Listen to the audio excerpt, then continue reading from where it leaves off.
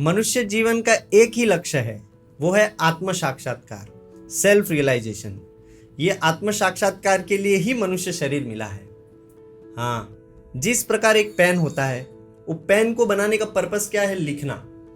अब व्यक्ति लिखेगा नहीं और वो पेन को इधर रखेगा, उससे खुजली करेगा, तो उस पेन का मिसयूज कर रहा है, वो उस पेन का इंपॉर्टेंस नहीं जानता है। ठीक वैसे ही हम इस शरीर का एक ही मात्र लक्ष्य है, वो है सेल्फ रियलाइजेशन। इसको छोड़ के अगर हम और कुछ करते हैं तो हम इस शरीर का मिसयूज कर रहे हैं। सारे स्पिरिचुअल प्रैक्टिशनर इस सेल्फ रियलाइजेशन के लिए ही प्रैक्टिस करते हैं। तो सेल्फ रियलाइजेशन के कुछ सिम्टम्स है। तो भगवान दूसरे अध्याय के लास्ट 2 श्लोक में उन सिम्टम्स की बात करते हैं, जिसके अंदर ये लक्षण प्रकट हो गए, वो सेल्फ रियलाइज्ड हो गया है। तो आइए जानते हैं। 6 प्रकार के सिम्टम्स बताए भगवान ने। सबसे पहला है निस्पृहा। निस्पृहा का क्या मतलब है?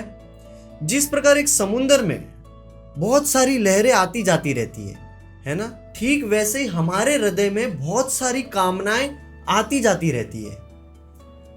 अब सामान्य व्यक्ति तो उस कामना के बहाव में बह जाता है, साधक उसको मना करता है, जो स्पिरिचुअल प्रैक्टिस कर रहा है वो उसको मना करता है, और सिद्ध के अंदर कोई स्फुरना ही नहीं होती।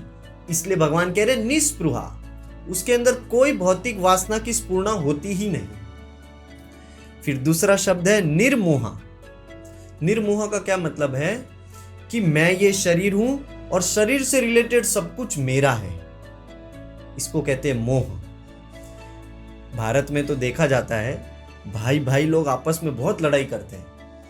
उनको क्या लगता है, ये मेरा है, ये मेरा है, हाँ ये मैं ले लूं, कहीं उसके पास ज्यादा ना चला जाए।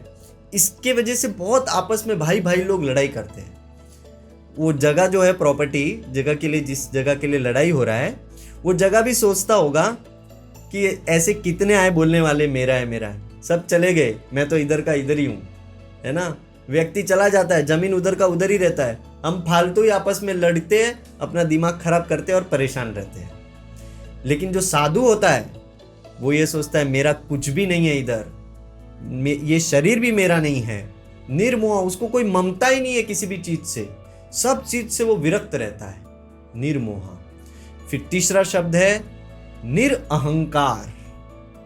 निरअहंकार मतलब साधु जो होता है वो अहंकार से एकदम दूर रहता है, उसके अंदर अहंकार नहीं आता। भले वो कितना भी बड़ा कार्य कर ले, वो ऐसा नहीं सोचता कि ये मैंने किया है। हाँ, हम तो छोटा भी कार्य करते हैं ना, तो हम ऐसा सोचते मैं कर रहा हूँ, ये मैंने किया है, ये मैंने किया है, मैंने ये घर बनाया, मैंने ये शादी किया। ये अहंकार बड़ा खतरनाक चीज है। थोड़ा भी कोई इसको टच करता है ना तो बड़ा तकलीफ और बड़ा दर्द होता है। हाँ, कोई भी छू लेता है, थोड़ा भी कोई अपमान करेगा तो हमको बहुत तकलीफ और दर्द होता है, क्योंकि अहंकार है। तो इस अहंकार साधु के अंदर नहीं होता, वो निरअहंकारी होता है। वो बहुत बड़ा कार्य करता है। हनुमान जी ने पूरी लंका जला ली और क्या कहा, ये तो राम जी के बल से हुआ है, मैंने नहीं किया है। और जब रावण ने पूछा कि तुम कौन हो, तो हनुमान जी कहते हैं दासो अहम कौशलेंद्रिय स, मैं श्री राम का दास हूं। ये है शुद्ध अहंकार। हाँ, फॉल्स ईगो पूरी तरह नष्ट हो जाता है, शरीर से रिलेटेड जो भी आइडेंटिटी है उसकी वो नष्ट हो जाती है, और अपने आप को वो भगवान का दास समझता है। यह है निरअहंकार। फिर चौथा शब्द है शांत। हाँ, साधु जो होता है, सेल्फ रियलाइज सोल, वो एकदम शांत रहता है। कोई भी परिस्थिति में, विपरीत परिस्थिति में भी वो एकदम शांत रहता है, उसके अंदर भी कोई हलचल नहीं होती, है ना। लेकिन हमारी तो पता नहीं, हम सब शांति ढूंढ रहे है ना, सोचते छुट्टी लेंगे शांति मिलेगा, नहीं मिलती है शांति, क्योंकि अंदर से मन परेशान है ना, हमारा मन बहुत विचलित है। अगर हमको शांति क्या है पता करना है, तो अपने आप को हमको आधा घंटा एक कमरे में बंद कर दो और इस मन को देखो कितने विचार आते जाते रहते हैं। उसमें इन्वॉल्व नहीं होना, जो विचार आ रहे हैं ना देखो, खाली एक भी विचार में इन्वॉल्व मत होना। तब हम पाएंगे कि ये मन इतना खतरनाक है, हमसे कैसा कार्य करा रहा है। और इस तूफानी के साथ हम बाहर निकलते हैं तो संसार में भी तूफानी मचाते हैं, और जब संसार में गड़बड़ करते हैं तो हमारे अंदर से अशांति ही रहती है, शांति चली जाती है। तो ये शांत रहना हमको सीखना चाहिए। शांति मिलती है भगवान के भजन से, भगवान का ध्यान लगाने से, तब हृदय में शांति आती है। तो ये हमको करना चाहिए। साधु एकदम शांत रहता है, सेल्फ रियलाइज सोल जो रहता है, भले बाहर से कुछ भी हो जाए लेकिन वो अंदर से एकदम शांत रहता है। दीपक जो होता है ना, जैसे हिलता भी नहीं है, हाँ, उसी तरह वो एकदम फोकस्ड भगवान में डूबा हुआ रहता है, शांत एकदम। फिर चौथा है ब्राह्मी स्थिति। वो ब्राह्मी स्थिति पे रहता है, ब्रह्म की अवस्था में रहता है। वो भौतिक कार्यों को सब तरीके से त्याग चुका होता है। उसके सारे कार्य आध्यात्मिक होते हैं, स्पिरिचुअल होते हैं, लवफुल होते हैं, डिवोशनल होते हैं। हाँ, वो एक सारे भौतिक कार्यों को त्याग देता है। और फिर छठा है ब्रह्म निर्वाण। निर्वाण का अर्थ होता है वो सारे भौतिक दुख से, शारीरिक दुख से, मन के दुख से मुक्त रहता है, उसको कोई दुख नहीं सताता। इसको कहते हैं ब्रह्म निर्वाण। निर्वाण को प्राप्त होता है वो। तो ये 6 सिम्टम्स है। आइए अब हम इसको एग्जाम्पल से समझते हैं, जनक महाराज के एग्जाम्पल से। हाँ, जनक महाराज को सब लोग विदेही कहते थे। विदेही, विदेही का क्या अर्थ होता है? विदेही मतलब होता है कि व्यक्ति जैसे बैठा हुआ है, जनक महाराज जैसे भगवान के ध्यान में बैठे रहते थे और कोई उनका हाथ जला दे तो भी उनको पता नहीं चलता था। इस प्रकार का समाधि, शरीर से दूर रहता है, उसको कहते हैं विदेही। तो जनक तो सम्राट थे, राजा थे, और तो उनके राज्य में 2 ब्राह्मण थे। वो चर्चा कर रहे थे कि ये जनक कैसे विदेही है, ये जनक महाराज कैसे विदेही है। इतने बड़े राज्य महल में रह रहे हैं, इतने बड़े बड़े भोग को, आजू बाजू सारे भोग है, इतनी सारी पत्नियां हैं उनकी, फिर भी वो विदेही है। सब लोग उनको विदेही कहते हैं। तो चलो उनको जाके पूछते हैं कि आप विदेही कैसे हो। वो 2 ब्राह्मण आपस में बात कर रहे थे। तो बोले नहीं नहीं, इन राजाओं से नहीं पूछना चाहिए, इनका कभी भी दिमाग खराब होगा और हमको मृत्यु दंड दे देंगे। तो बोले नहीं नहीं, जनक महाराज तो बहुत महान है, हाँ, साधु है, हम चलते हैं उनके पास, जाके पूछते हैं। तो वो दोनों ब्राह्मण जाते हैं सभा में और जनक महाराज को कहते हैं, आपको सब लोग विदेही कहते हैं, हमें बताइए कि आप कैसे विदेही हो। तो जनक महाराज अब कहते हैं सिपाहियों से, ये दोनों को बंदी बना लो, इनकी हिम्मत कैसे हुई मुझे ये प्रश्न करने की, बंदी बनाओ और इनको कल मृत्यु दंड दिया जाएगा।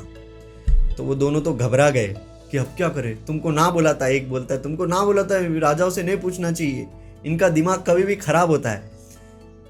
फिर क्या किया, फिर इनको लेके गए जेल में और राजा आए और कहा इनको सारे भोग दे दो, जो भी मौज मस्ती करनी है आज, इनका मसाज करो, इनको जो खाना है वो दो, जो भी भोग करना है, जिस प्रकार का भी भोग चाहिए इनको दे दो। ऐसा किया तो सारे भोग दे दिए। फिर दूसरे दिन जनक महाराज के सामने वापस उन दोनों को बुलाया गया। बोले क्या हुआ, भोग भोगे? तो बोले नहीं महाराज, कैसे भोग भोगेंगे, हमारे दिमाग में तो मृत्यु का टेंशन चल रहा था, कल हम मरने वाले हैं, दिमाग में यही चल रहा था, कैसे भोग को एंजॉय करेंगे हम। तो बोले अच्छा ठीक है, अगर ये एक कार्य तुमको देते हम, इस कार्य में अगर तुम सफल हो गए तो तुम्हारा मृत्यु दंड कैंसल। तो बोले क्या? बोले दोनों एक एक दिया लो और मेरे राज्य में जितना भी बड़ा राज्य है जिसमें भोग उपलब्ध है, बड़ा जो मार्केट है भोग का, उधर से घूम के आओ तुम, और क्या करो, ये दिए का एक बूंद भी नीचे नहीं गिरना चाहिए, एक बूंद भी नीचे गिरा तो तुमको मृत्यु दंड मिलेगा। तो बोले ठीक है।